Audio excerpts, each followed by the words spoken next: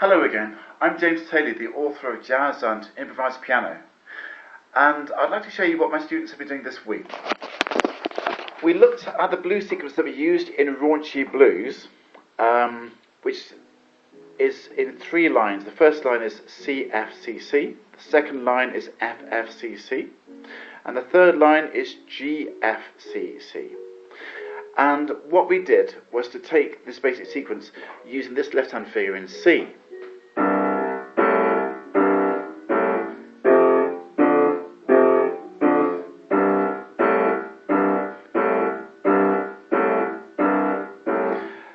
That, of course, was the first line.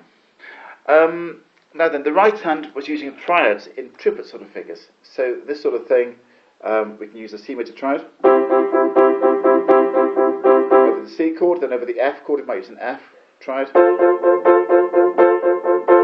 Then, of course, in the first line, we go back to the C there. We can dirty the sound up a little bit. This C major triad here, we might play these 4 notes. So in addition to the C major triad, I'm adding a D sharp. So I can play all 4 notes at the same time, and thereafter just the 3. So we get, and then to F,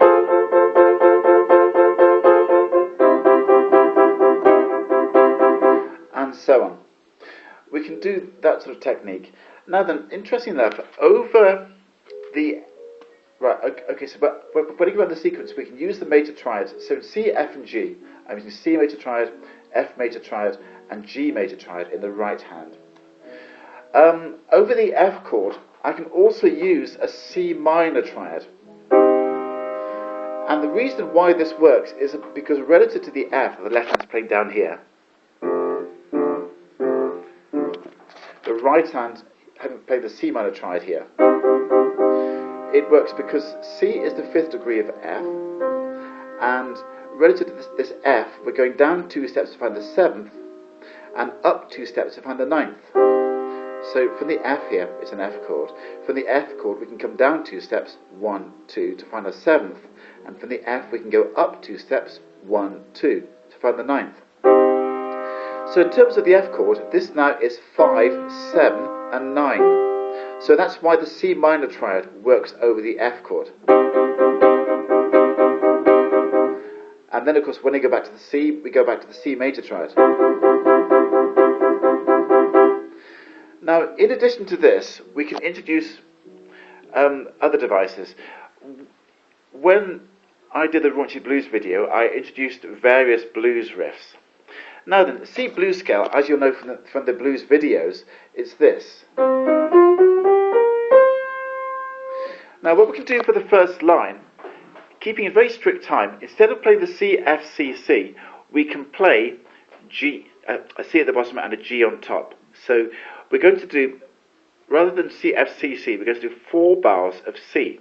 And at the start of each bar, we just do 1 chord in the left hand. Then the right hand does a fill. Then the left hand does another chord. That sort of thing. Then another chord. And then back into tempo with the second line, which is the 2 Fs and the 2 Cs. So far we got this sort of idea going.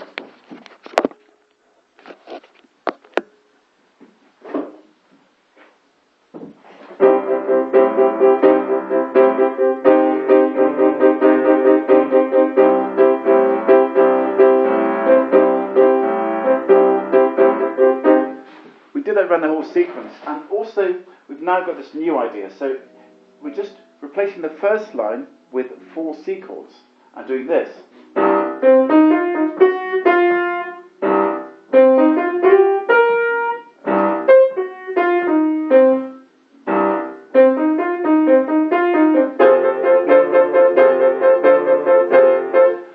And so on. Now then, when you play jazz, often we're working with singers, and singers can be quite difficult because you can be playing something in a certain key, and a singer will say, "That's too high. Can you play it a bit lower?" Or they might say, "That's a bit low. Can you play it a bit higher?" So when this happens, we have to transpose into a different key. We have to transpose lock, stock and barrel, the whole chord sequence. So this means that in our minds we have to have an abstract representation of the chord sequence. So with this blues sequence that we've got so far now, we can transpose this quite easily, because in terms of C, we've got chord 1, chord 4, which is the F, and chord 5, which is the G. Okay, I'm going to cop out here and say, if you want explanations of chord 1, 4, and 5, do look inside my book. Anyway, okay then, so what we're going to do now is to transpose the sequence into a different key. First of all, we're going to move to F. So the left hand here, well, in C we got C, F, C, C. So when we're in F, well, in terms of chords then, that's a chord 1 to a chord 4 to a chord 1 and another chord 1. So in F, we're going to do this. We're going to go here.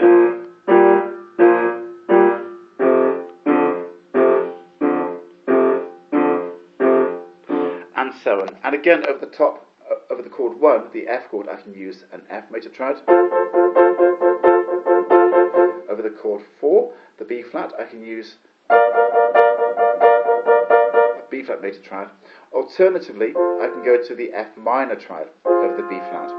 And for the same reasons as I explained in C, when we play the C minor over the F chord, for the same reasons, this chord, this F minor chord, works over the B flat.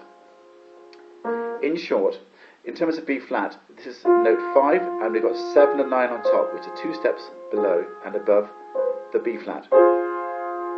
So we've now got a means of transposing in this sequence in abstract terms to a different key, which is a very useful skill to have. Again, we can find the F blues scale,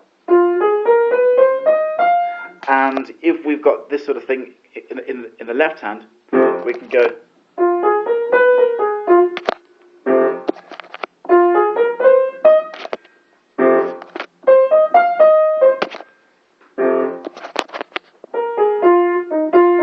and then we're back into tempo with the B flat, and so on. So what we got so far is this now in the key of F.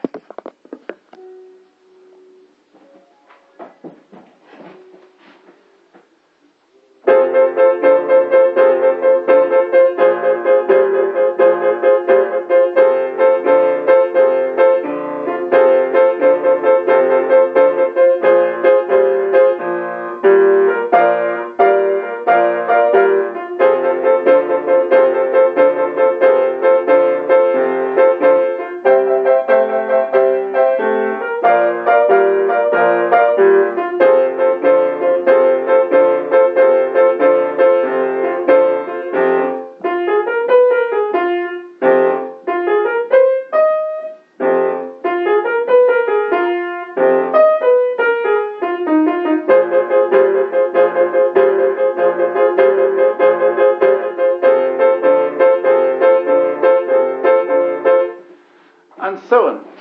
And of course, I can now do the same process in a different key again. I'm going to choose E flat.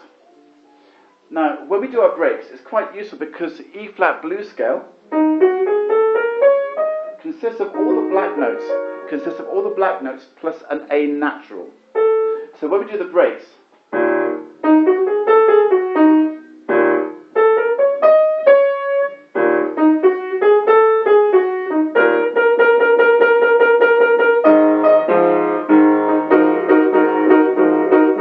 again, for the chord 4, which in E flat is A flat, we can play an E flat minor triad here.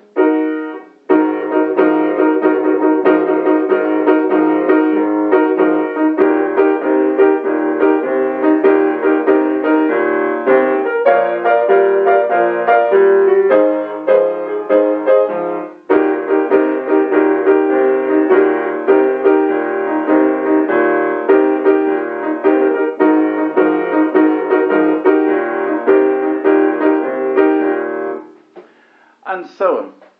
So now I might transpose the whole thing into B flat.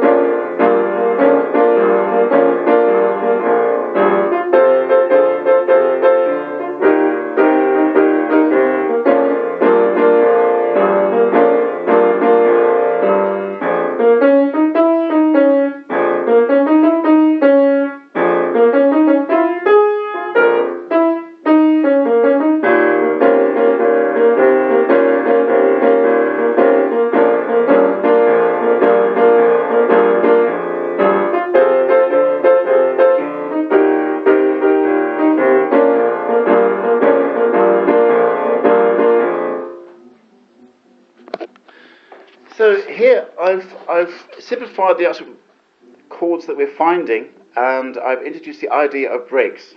So this now enables you to grasp an abstract sequence, that's the blues sequence, in terms of chords 1, 4, and 5, and to use these. It also, the idea of breaks is also particularly useful because it means that you just get to play a single chord in the left hand, and then the right hand has to fill. Now the process of doing fills is quite useful because it gives you a bit more time just to sort of work out what the right hand might play while the left hand is doing its sort of clunk at the start of each bar. So it's quite useful for developing fluent soloing skills. Okay, have fun with this one.